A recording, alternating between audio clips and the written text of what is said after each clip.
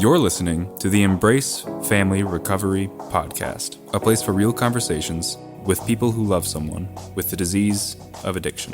Now here is your host, Margaret Swift Thompson.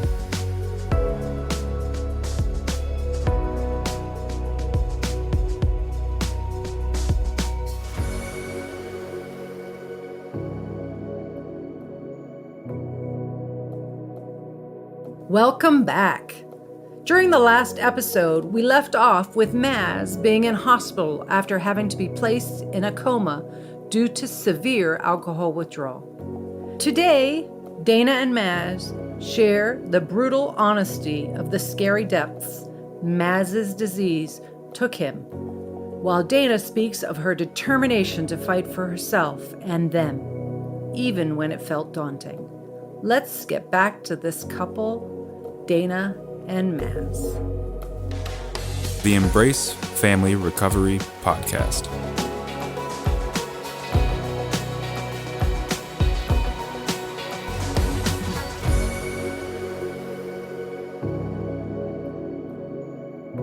You also, I hope, can give yourself credit for doing something that many of us don't do.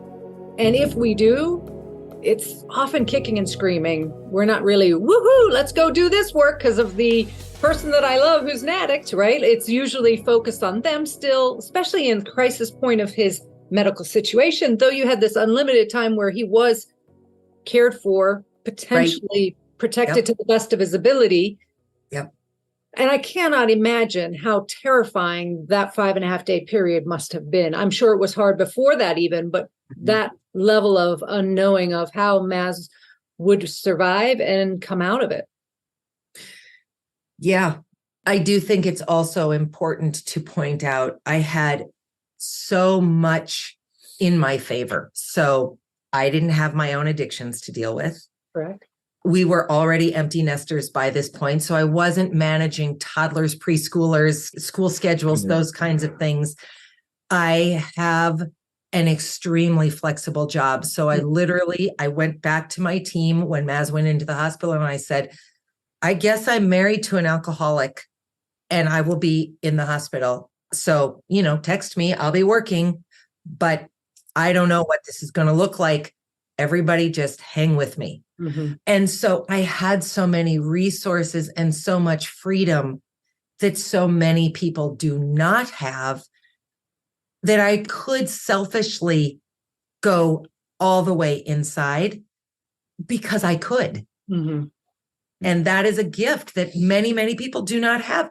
If our son had been home and 10 or 11 years old, it would have been a very different thing because I would have had to put on some kind of face for him. In this case, I did not care what the hospital staff thought of me. I declined physically. I declined emotionally. It didn't matter to me. I thought this bill's going to be $12 million. I don't care what you think of me right now. I got to do this work. Right. Again, you give a lot of credit. That's not the right word, but you still did it, Dayna. Yes, I did. So take that and feel like, wow, because that is a wow, that you did that soul searching work. Because I like to think of myself as being very willing to do work, been in recovery, done some tough stuff. When I was with my partner, who was he identified as compulsive rather than addicted. When I was with him, even when he dumped me, I'm still fixated on him so that I didn't have to do my work.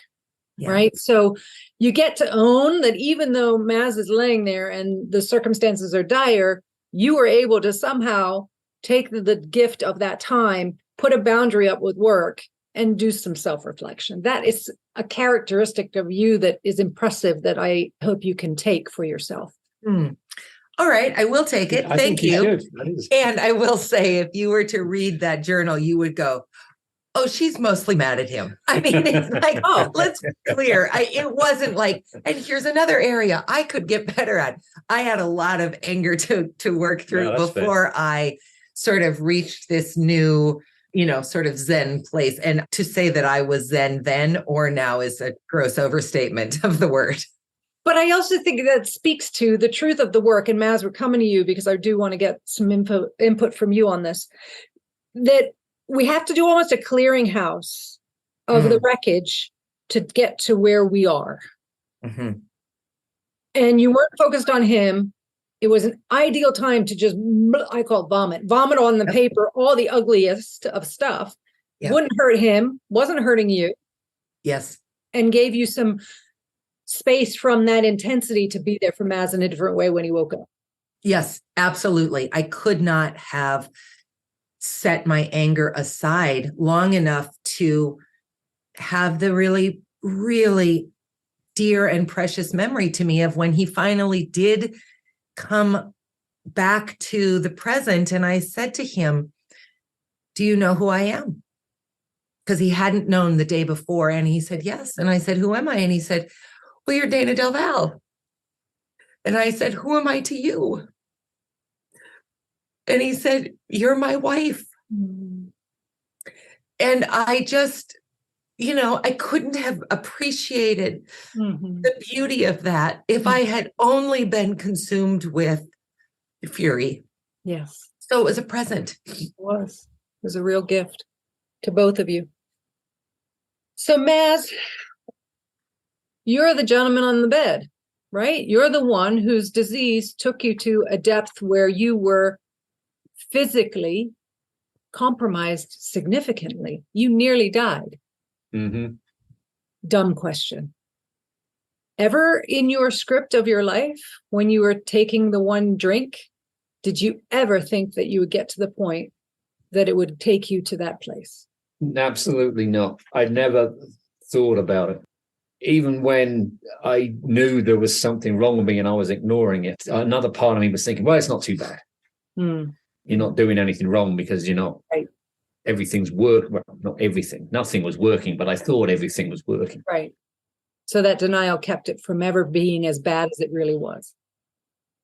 Was the consequence for you, or the bottom for you, a physical one? That's what had to get your attention, or that's what it took at this point to get your attention in the illness? It wasn't just a physical one. I think I was lucky. I was sober 2 weeks before I went to rehab. I mean, usually you do your 28 days in rehab.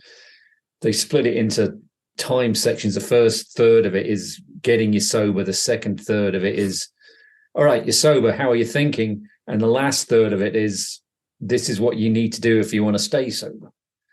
So I had 2 weeks before I went into hospital, and I started doing a lot of reflections and things in my recent past that I was piecing together these things. And I thought, well, so here I am 2 days before the week that I can't remember when I was in a coma. They kept asking me how much I drank, and I kept saying I have a drink or maybe 2 a day. So they said, well, judging by your blood work, you're either an alcoholic or you've got leukemia. So we'll have to do a bone biopsy. I said, well, we better do a bone biopsy because I don't drink that much. So I let them drill a hole in me because I wouldn't admit I was an alcoholic. I'm out. For the audience out there who love people with this illness, that is so important to hear. That the disease is so manipulative, even for the person that has it, to go along with that type of invasive procedure rather than have you admit that there's a problem or that you drink more than you're telling them. They had me lined up for a liver biopsy and a kidney biopsy, and I thought, yeah, bring it. There's nothing wrong with me. And they were going to do that, but I'd actually lapsed into or was put into a coma by then because I don't remember any of this. But Dayna went off and said, I'll see you in a bit. And that's the last thing I remember. I kind of must have had some kind of psychotic break in the meantime. And the next thing you know, I was trying to work out where I was and, didn't realize I'd been gone a week. Yeah. So DTs? Yeah. Withdrawal, psychosis? Enormous psychosis. Incredible. I've never seen anything like it. So, yep. And then seizures when the alcohol's coming out? Yep. Okay. So we're talking chronic, late stage alcoholism. Yes. So you come to having no memory, whereas Dayna's witnessed it all, and the medical staff. And they don't have to do these other biopsies because it's evident. They figured it out. Yeah. When you come to, what do you feel? What do you experience? What happens to Mazz? I heard what happened with Dayna. What happened with you? First, I felt completely numb. Mm-hmm. And then I was just grateful that Dayna was still here. And then I remember I had a roommate who looked like he was pushing 70. I could listen to him through the curtain because he got brought in. I think he rolled his pickup truck. I don't know all the details, so jump in if I'm getting any of this wrong. So for the first couple of days, every morning they come in and ask me, can you tell me your name? Can you tell me your date of birth? Mm-hmm. Before they do anything. Like they were putting blood in me because I didn't really have any blood cells. They'd put blood in and then every couple of hours they'd take it out again to test me for everything. But every time they did that, they asked me my name and what my date of birth was, and I knew what it was. This guy, took him about 4 days before he remembered what year he was born. Mm-hmm. Then it took him another day or so to remember what his actually birthday was. Mm-hmm. They couldn't tell him what day of the week it was. When I left, I went to shake his hand and I said, good luck to him. And he said, I'm beyond luck. There's no luck left for me. It's too late. And that has had a profound effect on me. Because he was younger than I was. Because he was younger than Dayna. He looked ancient and he was, I think, 42 or 43 at the time. Oh.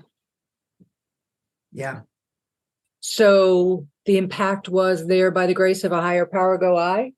Something like that. And I still didn't know. At the time, I thought, all right, I guess I'm an alcoholic. And I thought, well, I'm kind of enjoying being sober. And at the time, I still thought I could go off and fix this. So I was talking to a social worker, I think she was. She was. She allowed me to convince myself that if I went to night treatment, like I thought I could just roll back into work and the evenings I can go to an AA meeting and everything would be rosy and fine. Right. Dayna pointed out to this lass that this was not the case and then gave me an ultimatum. She goes, I've been here with you every day. I need you to go into treatment. And I mean, go into treatment. And I said, I don't need that. And Dayna said, well, think about it, because if you don't, then I won't come see you. And I thought about it that night. And then I thought, yeah, maybe Dayna's got a point. How hard was it to draw that line, that boundary? For me, not hard at all. And you would have followed through? Yeah, I think I would have. I think she would have, which is why I changed my mind. Yeah. I mean, I certainly had years of empty threat making behind me. But one of the remarkable things about that journey that I took was that you can't get that real about yourself and then decide you're going to put up with garbage from anybody else. So I gave him a couple of days to, get the drugs out of his system and to come back and really be as clear-headed as I thought he could be. Mm-hmm. Before I said to him, so now what are we talking about here? Right. And he wasn't glib, he wasn't boastful, but he certainly had zero interest in patient rehab. Mm-hmm. And I will tell you that I didn't know anything beyond inpatient rehab. And again, I knew it from Hollywood, but I just felt like, look, I just basically peeled all the skin off my body, looked at myself and put it back on. You're going to do something that hard. And all I could think of was inpatient rehab. So this social worker sat down with Mazz. They had this conversation. She called me in and she said, he's going to go to night treatment. And I said, no, he's not. And she said, well, unless he agrees to check himself in, there's nothing you can do because you don't have a history of physical violence as police records. So you can't go to the Secretary of State or whoever it is and appeal for them to mandate him to rehab. So I said to her, can you give me 10 minutes? And she said, yeah. And I walked back into his room and I like to use this phrase. I basically ripped my face off and revealed to him who I really am and said to him, you have one option here. You go to rehab or you won't see me again. You can come home, but I won't be there. And in that moment, I had no doubt that if he had said no, I would have driven home, packed up my things, taken our dog, And I don't know where we would have gone, but we would have gone somewhere. I was never, ever, ever going to have lived through what I had just lived through and let him come back in as if nothing had happened. This podcast is made possible by listeners like you. How would you like to be dipping your toes in the ocean, walking on pink sands, in between activities where you get to be amongst people in recovery with AA or Al-Anon? Anybody want to get away to paradise for a retreat filled with fellowship and community? Here's an opportunity for you. Bermuda's AA Al-Anon convention will return in person and be held November 24th through 26th at Willowbank Resort on the beautiful island of Bermuda. Find the links for more information at www.aa.bm or just hit my show notes and the link is there. You're listening to the Embrace Family Recovery Podcast. Can you relate to what you're hearing? Never miss a show by hitting the subscribe button. Now back to the show. So even though one could hear that and think, well, that was an ultimatum, it absolutely was not, because you were bound and determined to follow through. Yeah. You had decided that you needed more. Yes, you wanted him to go take his skin off and deal with the truth. It sounds like you needed some time for you. Yeah, I couldn't imagine how was I going to manage this man at home when I wasn't smart enough to recognize he'd been an alcoholic 2.5 weeks earlier. I hadn't actually, really. So, that felt like someone saying, here's 47 children, just take care of them. It was so daunting to think about the reality of them checking him out to me and me now being in charge. That if someone had said, do you think he should go to Wuhan, China? I would have said, yes, send him to China. I needed him to go somewhere so that I had more time to get my bearings. And because I didn't believe that if he came home, he wouldn't start drinking. I had no reason to believe that that wouldn't happen. Yeah, I didn't know that either. So, So you went to treatment. Yeah, Dayna made me see sense. I gifted him with the opportunity of the decision. I was changing my mind. Coming up with this, hang on second thought, that was obviously the best decision. It was scary. It ended up being my 47th birthday that I went to Prairie St. John. And there's this woman said, what's your date of birth? And I said, today, 1970.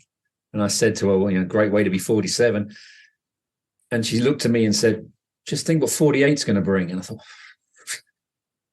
that was the first moment of hope I had in the entire thing, because she said it as if it was just a done deal. But what an amazing way to start your 48th year. Think what next year's birthday will be like. And I thought, oh my gosh, maybe there is an end in sight. It was the first glimmer of hope that I had. So you go to rehab.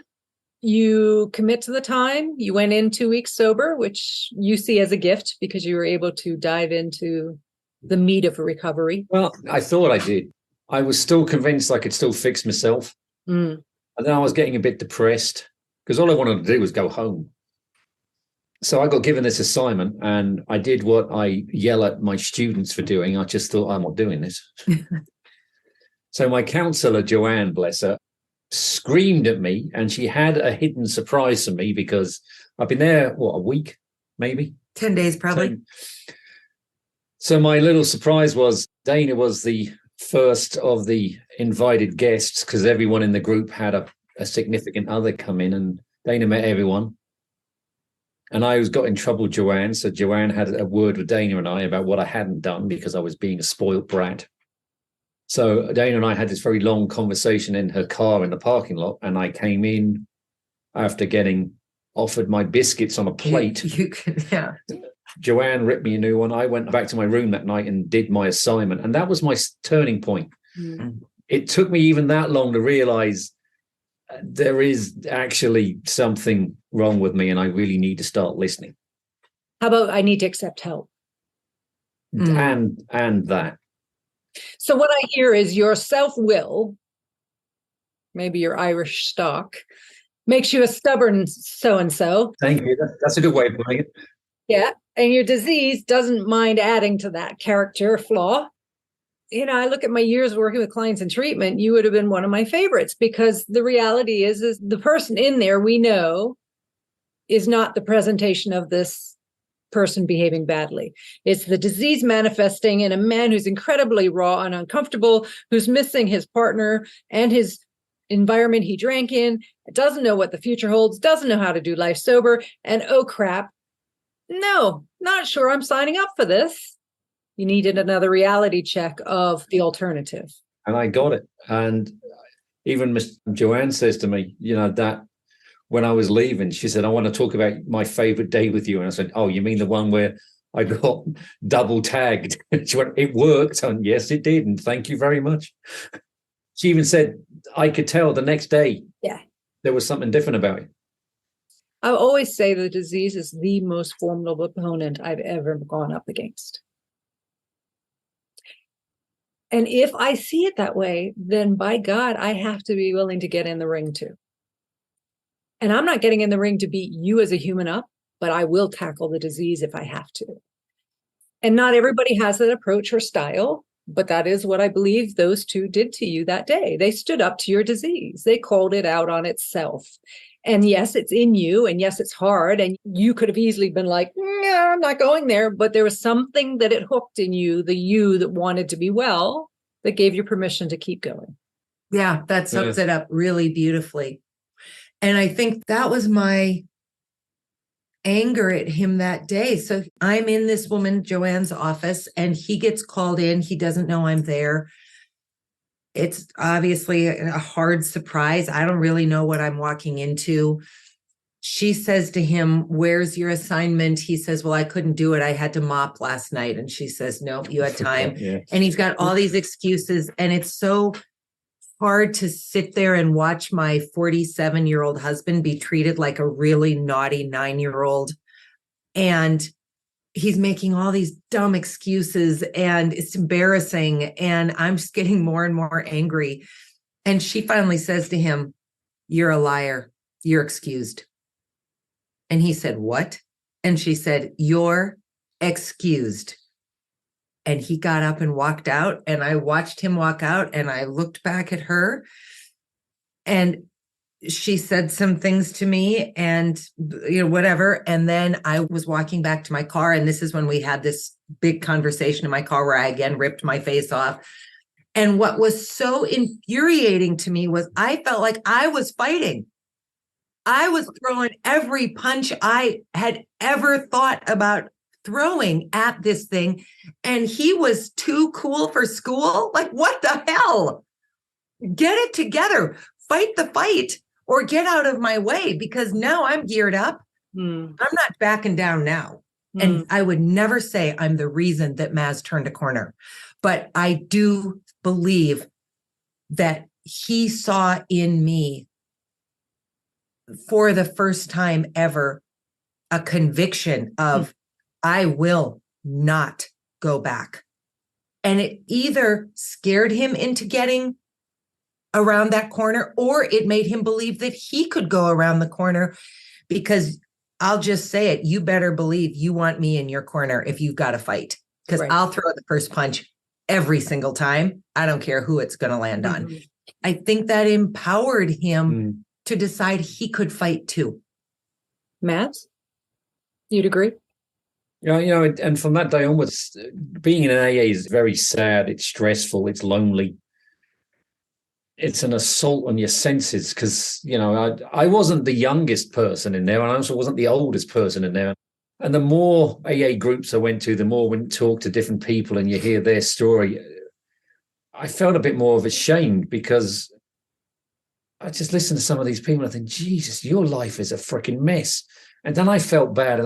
What kind of idiot am I, or how weak am I that I'm in the same state as you? And my life is like a freaking Harlequin romance compared to what's been going on with you. You know what I wonder? This is the problem with doing these conversations, because I have so many thoughts running at me and it's which one to follow, but I'm going to follow this one. I wonder if in that car with your beautiful committed, fiery wife, saying difficult things, not easy to hear, showed you someone loved you more than you loved yourself and was willing to fight for you. So by God, it's my turn. I think so.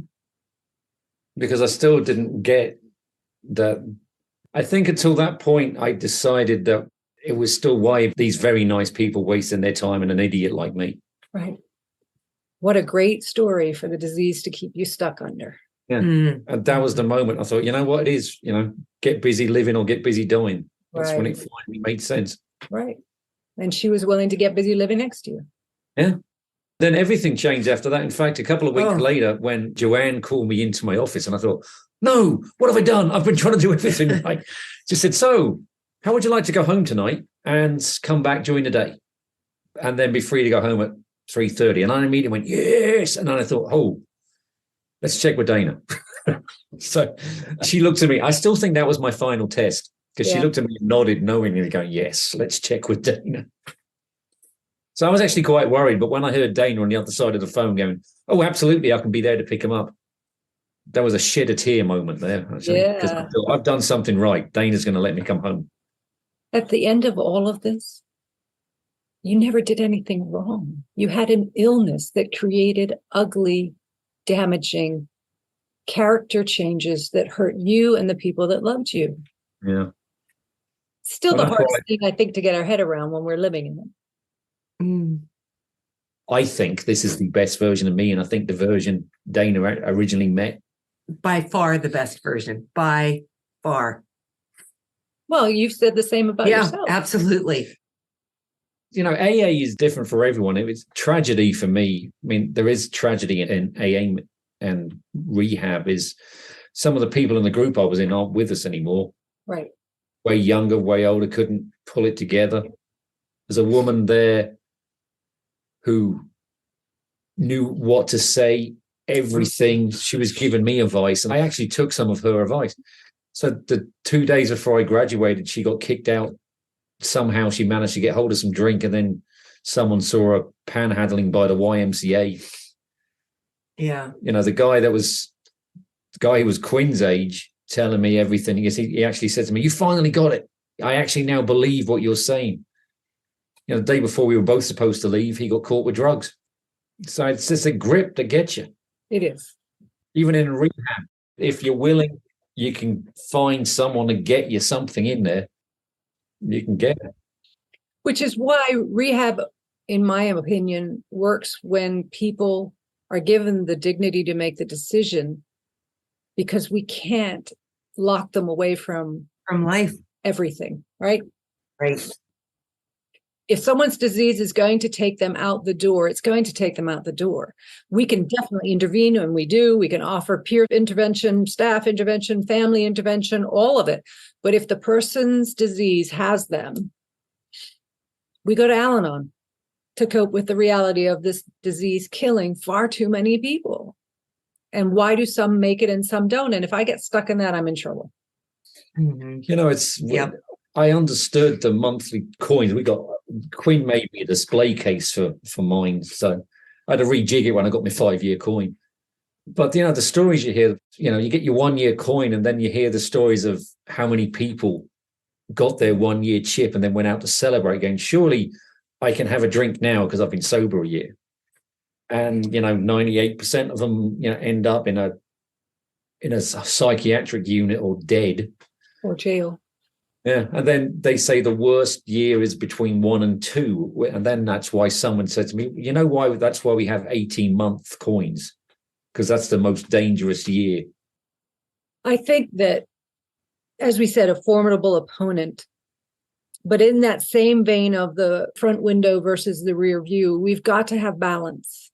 Mm. If we're willing to go to the lengths we did to use to stay sober, we can do this. Mm-hmm. It's a hard switch to flip, but it's doable. If we have accountability, and if we have resources, and if we have the tools of recovery, we can stay out of the ditch. We have to use them. We have to consistently work at using them. And we have to stay out of the self-pity that can rear your head of why me, why can't I, why am I the one who made it? Survivor's guilt when some of the others do go. And it's a hard one to get our head around. But one of the things that I would try to work with clients who were struggling in early recovery and they lost someone who went out, relapsed and passed, what would they want you to do? Would they want your story to be different? Are you willing to work your program like your life depends on it because they can't anymore?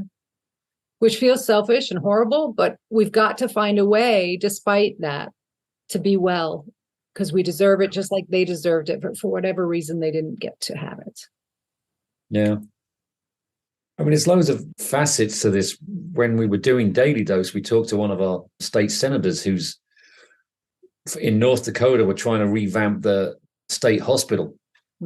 Mental hospital. I have, they want to have a central area in the state of North Dakota for mental patients and try and centralize it. And chemical addiction centers were going to be in the center of the state so everyone can get to them. And he brought up this story about the difference between having it in a localized area and having it central, what the pros and cons were. Because I went to Prairie St. John, which is in a town that we live in. Mm-hmm. And there was these kids here who were 3 hours from home, Mm-hmm. and old people that were 3 or 4 hours from home. And it felt nicer to me to actually I could walk home if I wanted. Mm-hmm. When I went to it, we went to different AA meetings the whole time I was there. So you got an idea of how many different ones there were, which were personal to you. Mm-hmm. But I always knew where I was. Mm. I was also astonished that there was this, there was an extra dimension to Fargo Moorhead that was AA meetings because they were everywhere. I thought, how did I not know this? I've lived here since 2001. Bet you knew where every bar was. Yeah. It's the focus, right? When we're in it, it's the focus. When we're in recovery and we embrace recovery, wow, who knew Friends of Bill W. meant people in recovery? And at an airport, you can have 6 people at your side in 10 seconds if you announce it over the intercom system. Yeah. Who knew? I didn't know that until I was in recovery. And I think that's the thing is it's even the story of your counterparts in treatment who found alcohol or drugs. It's there. That's why bubble wrap doesn't work. We can't make someone safe from this disease by wrapping them in cotton balls and bubble wrap because somehow the disease will manifest away in that person to get what they need to survive because that's what they believe they need. Yeah. So the alternative is, how do I, Dayna, take care of myself as a family member and step out of the way of letting Mazz do what he has to do, even though I'm scared to death he won't do it, and I don't want that outcome to be the story we live with. Mm-hmm.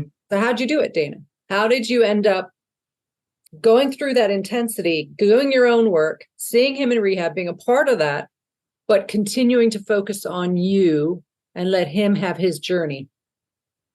Boy, that's a great question. I don't really know. Do you have a thought on that? I guess I'll answer. You can have your thought, but I've got one, so I'm going to speak again. No, I am a acutely independent person. Mm-hmm. And even though we are married, I certainly do not view that as an abdication of myself. Mm-hmm. So I wanted him to do the work for him and for us. Mm-hmm. But my sense of self was not going to go down with that ship. So I tried to present to him how far I would go as an us, Mm-hmm. and make it very clear that of the two of us, I would be okay without him. Mm. I did not believe he would necessarily be okay without me, which is not actually true, but it's what I believed at the time. And so I simply gave him some options, and they were manipulated to some extent, but they were the options. And, if he had opted to come home because he decided that 2 weeks of being in the hospital, half of that time he was unconscious, Mm-hmm. if he had decided that was enough, then that would have made a decision for me, which would have triggered a series of actions, and he would be dead today. Mm-hmm. I know he would. So I think it was just a case of like when I was a young single woman faced with an unexpected pregnancy, like you just have some options. You weigh your options. You say no to some, you keep other options open. Eventually something happens, a baby is handed to you and you have to make a decision. Okay. This was another one of those moments. I do not fold in times of stress and pressure. I rise. And I gave him the opportunity to rise for himself, believing that that would allow us to rise as well. And thankfully, he had enough belief in himself or in me for him that he said yes in the moment. And then he figured it out for himself. And he really did figure it out for himself. I figured it out with a lot of help. It doesn't matter. He did the work. What Dayna just brought up, set the boundary, set the bar, what she was willing to tolerate and not tolerate. Do you think in retrospect, Mazz, you started out because you desperately wanted the marriage to work, you love your wife and you wanted to have it happen, that it started that way, that was the impetus, and then switched over to, I want this now for me? Or did you all, at that point when you made the decision to engage in recovery, go, yeah, I want this for me, no matter what? I think it started off with I wanted to stay married, and I definitely wanted to stay married to Dayna, obviously. As opposed to your other wife? Yes, because, you know, I'm Wow, this gets more and more interesting. Yes. Is that the queen that you referenced earlier, or is that the same one sitting next to you? And I actually went to, well, if I want this, then I have to fix myself. Yeah. So it switched at some point. Yeah. It definitely switched. I watched it happen, and it happened almost instantaneously. He's not wrong when he says he got out of my car, he walked back into rehab, and he was a changed man. It doesn't really matter what caused the change. What matters is that he accepted the change. And he, from that moment forward, it's not that we've had no disagreements or that we haven't had to work through things, but from that moment forward, he has been this version of himself, and it has been nothing short of extraordinary. There's one moment I have, I don't know if I've ever told you this. So we had to go and see a marriage counselor, and this guy was brilliant. He was weird as hell. Brilliant. So in our last meeting, we were supposed to meet there at 1:00, and Dayna was at work. Do you remember this day? I don't know. Keep talking. So the phone rang. I picked up my cell phone, and it's like Dayna. I said, "Hey, Day, what's up?" She goes, "Where are you?" I said, "Well, I'm just sitting. I'm watching a film at home." She goes, "Yeah. Why aren't you here?" And I had no idea what she was talking about. And it's oh yeah, I'm supposed to be over at Prairie St. John with you with our last session with our counselor. I went, yeah, I'll be there in a minute. And I drove there, and Dayna was kind of, I wouldn't say livid. She was just irritated. She was irritated. And I looked at her and she said, "What happened?" And I said, "You know what? I was just sitting at home just thinking. I thought I'd put a film on. I had no idea. And I just got here as soon as I could. I'm so sorry." And I thought, well, you know, I'm actually happy this happened, because I drove here, and if I got pulled over by the police, the only trouble I'd be in was for speeding, because I'm completely sober. And I went on, and Dayna looked at me, and I think to this day, she looked at me and went, "Wow, it's nice to have you just tell me the truth." Yeah. Yeah. It's nice to know that you're telling everyone the truth too. I mean, Mazz, yes. Is it nice to have your partner go, the truth? That's a fresh thing. But it's also pretty nice to know you're not lying to everyone. Yes. And I just think that's what I got out of the look on her face. Well, my God, you're telling me the truth. Yeah. How long did it take to look in the mirror and like yourself again? About a year. Do you think that took getting your integrity back? Like feeling like who you were was who you were? There was some solidity in your recovery and the characteristics that brought about? I did. A guy called Christian, who himself is a recovering alcoholic. He said to me when I first came back to work, he said, "You've got to make a choice here." He said, "Because at the minute, everyone hates you." He said, "You can either go somewhere else, or you can stick with it and just put your head down and work through it. And if they want to talk to you, they will." And that's exactly what I did. That's not an easy one either. No. I've even had people at AA meetings again. "How's work? Are you looking for another job?" So, "No, I'm sticking with the one I got." That's that Irish stubbornness again, I think. Yeah. They said, "Oh," I said, "Yeah." Yeah. I hope it works out for you.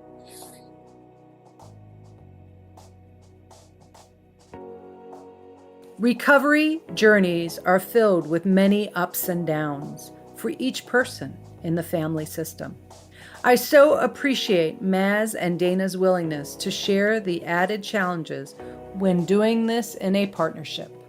Come back next episode where Dayna and Mazz will continue sharing about their story and their ongoing recovery journey, which includes some interesting information about living and having fun in recovery. I want to thank my guest for their courage and vulnerability in sharing parts of their story. Please find resources on my website, embracefamilyrecovery.com. This is Margaret Swift Thompson. Until next time, please take care of you